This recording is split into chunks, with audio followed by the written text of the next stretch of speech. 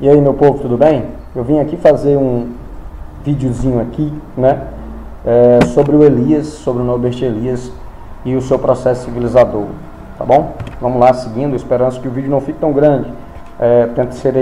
Tentarei ser pontual aqui, bastante específico. É uma teoria interessante, curiosa, deste sociólogo alemão, que nasceu em 1897, morreu em 1990, né, mas só foi, vamos dizer assim, descoberto pela comunidade acadêmica das ciências sociais e humanas de maneira geral, só nos anos 70, 80, né?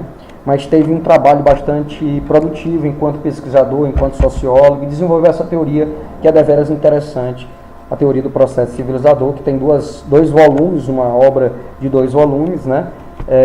Mas sigamos aí aqui com os slides para falar um pouco do que é que se trata o processo civilizador.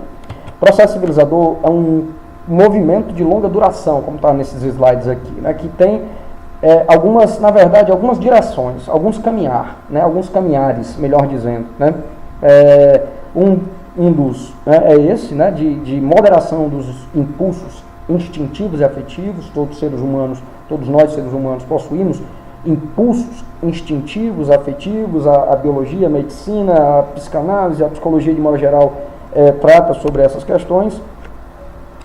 E a sociologia do Elias lança a luz sobre elas, e ele vai dizer que o processo civilizador é um caminhar na direção de cada vez mais controle dos impulsos instintivos, sexuais, agressivos e afetivos que nós temos, né? Também essa direção, esse processo, ele tanto faz com que as pessoas tenham condutas mais pacíficas, né, nessa moderação dos impulsos, como produz sociedades mais pacificadas, né? E como resultado talvez mais último, né, ou pelo menos como uma das consequências mais últimas de todo esse longo processo, é o desenvolvimento de formas de organização social política mais complexa, como o Estado, por exemplo, como uma empresa, como a economia, enfim, né? O que é interessante dizer, de fato, é que é tanto um processo que se dá no âmbito do indivíduo, como é um processo que se dá no âmbito social, no âmbito maior, né, que é um processo concomitante, né? Se bem que a gente poderia, assim, de maneira mais didática, entender que as coisas vão se ajustando de acordo com a criação, vamos dizer assim, das organizações sociais de controle, como o Estado, como leis e tal. E quando há necessidade de criação de controle externo, você tem, de maneira consequente, uma internalização por parte dos indivíduos que fazem parte dessas coletividades, como uma forma de se manter um pouco mais, vamos dizer assim, num bom comportamento para o bom convívio, né? Assim, é interessante dizer que, de fato, Elias vai colocar como esse é o problema-chave, né, do processo civilizador, a contenção dos impulsos, dos instintos animais que todos nós temos. Todo ser humano tem necessidades fisiológicas, necessidades instintuais de sexo. Às vezes somos agressivos, temos que segurar nossa onda, sei lá, em discussões mais acaloradas que temos. Mas basicamente hoje é possível dizer que vivemos num momento onde estamos encontrando meios, por exemplo, até de satisfazer esses impulsos, lugares, né, locais onde a gente satisfaz esses impulsos sem causar tanto prejuízo para o convívio, para a sociedade de maneira geral, né? Há o controle externo, a formação dos estados, como eu falei, as leis, né, a polícia, né, é uma forma de mostrar que o controle externo existe, né, que há um controle social sobre o comportamento dos sujeitos. Isso é, para Elias, uma manifestação do processo civilizador. E cada vez mais, quando nós temos sujeitos que sabem se comportar, eu não preciso de nenhum policial para fazer com que eu me comporte bem, isso é também uma manifestação crucial do processo civilizador, né? Então, assim, o Estado, suas leis, seu poder de polícia são exemplos manifestos desse caminhar, né, do processo civilizador. E o autocontrole, o autoconstrangimento moral que cada pessoa, cada um de nós carrega, é também um exemplo manifesto dessa direção processual, né? O Elias vai dizer, de fato, né, saber se comportar à mesa ou saber assoar o nariz é um sinal desse processo, né? O Elias aí, ele tem essa perspectiva básica de que o caminhar do processo civilizador é um caminhar na direção de maior contenção dos nossos impulsos, de maior contenção dos nossos instintos, né, mais animalescos, em prol do convívio humano, né? E isso, de fato, é uma perspectiva psicanalítica, né, da psicanálise freudiana, né? Freud, o pai da psicanálise, ele demonstra, de fato, que a gente consegue reprimir todos esses instintos e isso fica no inconsciente, que é um grande conceito, o grande conceito de Freud, né, o grande conceito da psicanálise freudiana, o inconsciente, né, e é desse reservatório aí, de como eu estou colocando, de lembranças reprimidas, de traumas, de impulsos, que a gente consegue viver, né, socialmente. Porque se a gente pudesse colocar para fora todos os nossos desejos, vontades, as mais mesquinhas, né, se a gente pudesse viver de maneira intensa todos os nossos prazeres, a gente não poderia conviver em sociedade. Porque por vezes a vivência dos meus, viver o meu prazer pode ser algo que é ruim para o outro. Damos um exemplo básico, um estuprador, né? Um estuprador é um cara que quer viver o seu prazer e ele destrói o outro no processo, né? Ele machuca, ele violenta, né? Então é possível e é preciso, melhor dizer, que Freud está na base dessa teoria, que Elias era um leitor muito assíduo de Freud, né?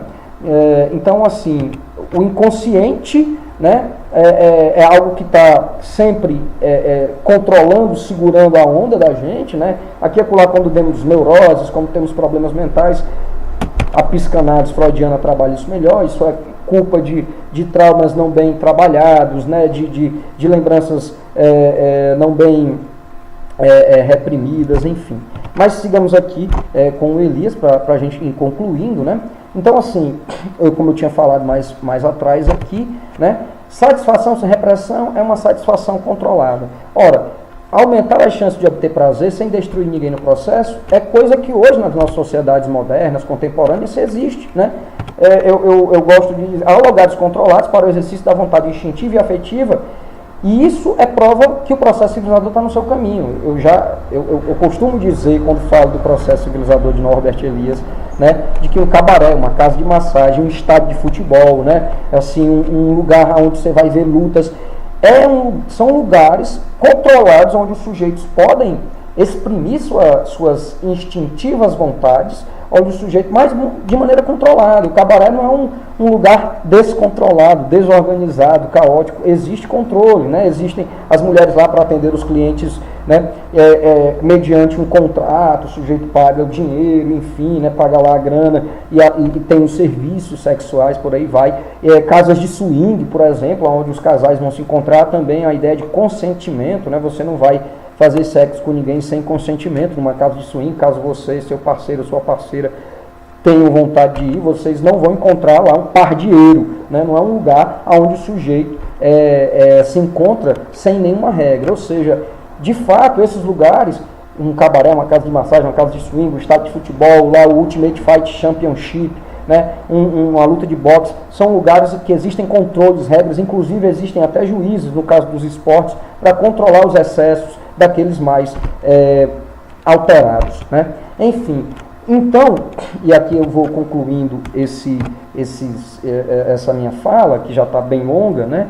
Mas basicamente, segundo Elias, existe esse processo civilizador que se dá em dois âmbitos, né? Existe uma sociogênese, uma origem e que tem segmento hoje que está ligado às mudanças nas estruturas sociais, como a formação dos estados nacionais, né?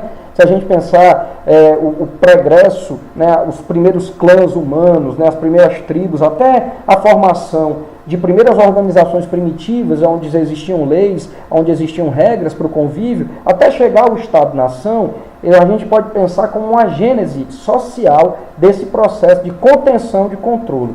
E do ponto de vista psíquico, né, há uma mudança nas estruturas de personalidade, né? Por exemplo, as boas maneiras à mesa, e Elias, no seu primeiro volume do livro Processo Civilizador, ele vai estudar as boas maneiras à mesa, né? Livros de etiqueta que nos séculos XVI, XVII, lá na Europa, já estavam, vamos dizer assim, circulando, para fazer com que as pessoas pudessem mostrar sua cordialidade, mostrar sua educação e tal. São exemplos, né, de que na estrutura psíquica, né, existe há muito tempo este processo que vem fazendo com que todos nós, vamos dizer assim, seguramos as nossas ondas, né, instintuais, afetivas, em prol do bom convívio, em prol da sociedade. Gente, eu vou ficando por aqui, tá bom? Eu agradeço mais uma vez aí a assistência desses meus vídeos, tá bom?